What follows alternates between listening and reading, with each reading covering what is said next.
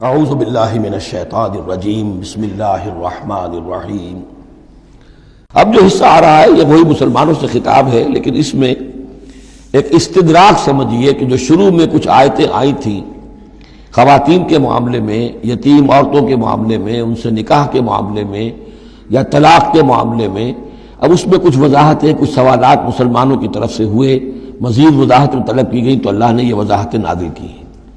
اور یہاں پر ساتھ یہ فرما دیا وَيَسْتَفْتُونَكَ فِي النِّسَاءِ، اے نبی یہ آپ سے عورتوں کے بارے میں سوال کر رہے ہیں، بات پوری طرح ان پر کھلی نہیں ہے، واضح نہیں ہوئی ہے۔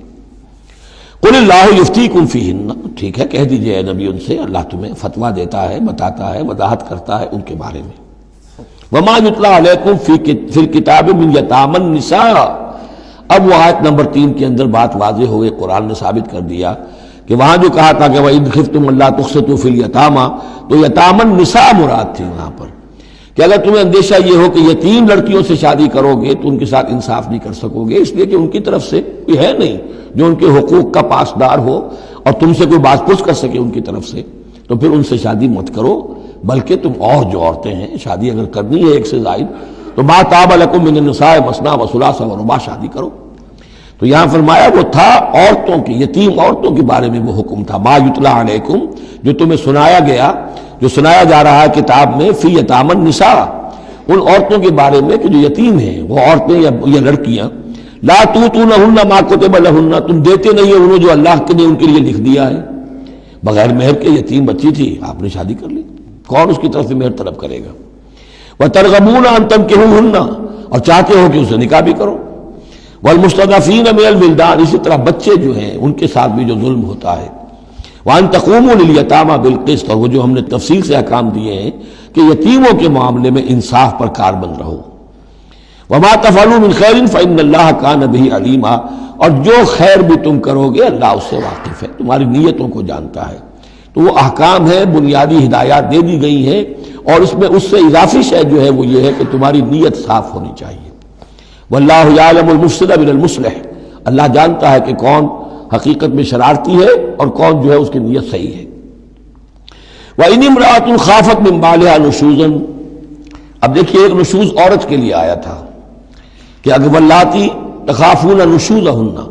وہ عورتیں، وہ بیویاں کہ جو سرکشی کر رہی ہیں، حکم نہیں مان رہی ہیں، تابعداری نہیں کر رہی ہیں، زدہ پر اڑی ہوئی ہیں، ان کے بارے میں تو آ چکا تھا شروع میں۔ اب یہاں عورتوں پر بھی تو ہو سکتا ہے کہ مرد ظلم کر رہا ہے، مرد جو ہے وہ ان کا حقوق ادا نہیں کر رہا ہے، شوہر جو ہے وہ اپنی قوامیت جو ہے اس کو غلط طریقے پہ استعمال کر رہا ہے، روب ڈالتا ہے، دھونس دیتا ہے، یا اور بری طریقے سے ستاتا ہے، تنگ کرتا ہے، تنگ کر کے وہ مہر معاف کرواتا ہے یا کچھ اور، اگر ذرا اس کے والدین اچھے کھاتے پیتے ہیں تو لاؤ اپنے والدین کے گھر سے۔ یہ ساری گندگیاں جو ہمارے معاشرے میں ہوتی ہیں اور عورتیں بیچاری اس میں پستی ہیں،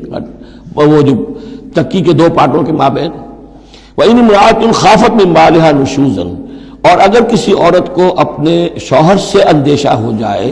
کہ وہ زیادتی کرے گا، وہ زیادتی کر رہا ہے اور وہ اس کے حقوق ادا نہیں کر رہا، او اعراضاً، یا اب وہ اس کی طرف میلان ہی نہیں رکھتا، اب وہ گویا کہ بیوی ہے ہی نہیں، اس کی طرف کوئی میلان نہیں، کوئی نئی شادی رچائی ہے اور سارا جو ہے توجہ جو ہے وہ اب نئی نویلی دلہن کی طرف ہے، او اعراضاً، جی بھر گیا، توجہ ہٹ گئی، فلا جناح علیہما، تو ان دونوں پر کوئی الزام نہیں ہوگا، ان یصلحا بینہما صلحا، کہ وہ آپس میں بیٹھ کر صلح کر لیں، صلح سے مراد یہاں پر اپنا معاملہ طے کر کے اور عورت خلا کر لے، بس صلح و خیر۔ لیکن خلا کرنے میں جیسا کہ ہم پڑھ چکے ہیں عورت کو مہر چھوڑنا پڑے گا، لیا تھا تو کچھ واپس کرنا پڑے گا۔ والصلح خیر، صلح اچھی ہے۔ وأحضرت الانفس الشح، البتہ جو انسانی نفس ہے اسے لالچ جو ہے اس پر مسلط رہتا ہے، مرد چاہے گا میرا پورا مہر واپس کرو، عورت چاہے گی کہ مجھے کچھ بھی واپس نہ کرنا پڑے۔ وَإِن تُحْسِنُوا، یہ آ چکا ہے سورہ بقرہ کے اندر، یہ مضامین آ چکے ہیں۔ وَإِن تُحْسِنُوا، اگر تم نیکی کرو، تم مرد ہو، تم مردانگی کا ثبوت دو، اس معاملے کے اندر نرمی کرو، ان کا حق جو ہے زیادہ رکھو۔ وَتَتَّقُوا فَإِنَّ اللَّهَ كَانَ بِمَا تَعْمَلُونَ خَبِيرًا، اور تم تقویٰ کی روش اختیار کرو تو جان لو کہ اللہ تعالیٰ تمہارے تمام اعمال سے باخبر ہے۔ وَلَن تَسْتَطِيعُوا أَن تَعْدِلُوا بَيْنَ النِّسَاءِ، اچھا وہاں یہ آیت بھی آئی تھی کہ وَإِنْ خِفْتُمْ أَلَّا تَعْدِلُوا فَوَاحِدَةً، اگر تمہیں اندیشہ یہ ہو کہ تم اپنی بیویوں پہ اگر ایک سے زائد ہیں، 2 ہیں، 3 ہیں، 4 ہیں، تو عدل نہیں کر سکو گے، تو پھر ایک ہی پر اکتفا کرو، پھر دوسری شادی مت کرو۔ تمہیں اطمینان ہے، تمہیں اپنے اوپر یہ اعتماد ہے کہ تم یہ عدل کر سکتے ہو، تب دوسری شادی کرو، ورنہ نہیں۔ لیکن اب اس میں جیسا کہ میں نے عرض کیا تھا کہ کچھ چیزیں تو ہوتی ہیں گنتی کی، ناپ تول کی، اس میں تو عدل ہو سکتا ہے، لیکن ایک قلبی میلان جو ہے اس کے اندر تو ظاہر بات ہے انسان کے اختیار میں نہیں ہے۔ حضور صلی اللہ علیہ وسلم نے اپنی تمام ازواج کے لیے ہر چیز گن گن کر، یعنی باریاں بھی مقرر تھیں آپ کی شب باشی کی، دن میں بھی اب آپ ایک چکر لگاتے تھے عصر اور مغرب کے درمیان، تو تھوڑی تھوڑی دیر ہر اپنی زوجہ محترمہ کے پاس ٹھہرتے تھے، کہیں تھوڑی دیر بھی زیادہ ہو جاتی تو کھلبلی مچ جاتی تھی، آج وہاں کیوں ٹھہر گئے، آج زینب کے پاس زیادہ وقت کیوں لگ گیا، آج فلاں کیا ہو گیا، وہاں شہد دیا گیا تھا وہ شہد پی رہے تھے تو اس وجہ سے دیر لگ گئی۔ تو حضور سے جب کہا گیا اشارے کنائے سے آپ نے قسم کھا لی، اچھا میں آئندہ کبھی شہد نہیں پیوں گا، حضور نے اللہ تعالیٰ نے ٹوک دیا کہ حضور یہ کیوں آپ قسم کھا رہے ہیں، لما تحرم ما احل اللہ لک تبتغی مرضات ازواجک۔ تو یہ چیزیں جو ہوتی ہیں انسانی معاشرے میں، بہرحال بہت بہتر معاملہ تھا، بہت بہتر تھا حضور کی ازواج مطہرات کا آپس میں، لیکن یہ کہ بالکل ظاہر بات ہے کہ کچھ نہ کچھ تو شوق ناپا جو ہوتا ہے اس کے کوئی نہ کوئی اثرات تو ہوتے ہیں، یہ عورت کی فطرت ہے، اس کے اندر اختیار میں نہیں ہے۔ تو یہ چیزیں جو ہے فرمایا کہ اگر تم وَلَن تَسْتَطِيعُوا أَن تَعْدِلُوا بَيْنَ النِّسَاءِ، تمہارے لیے ممکن ہی نہیں ہے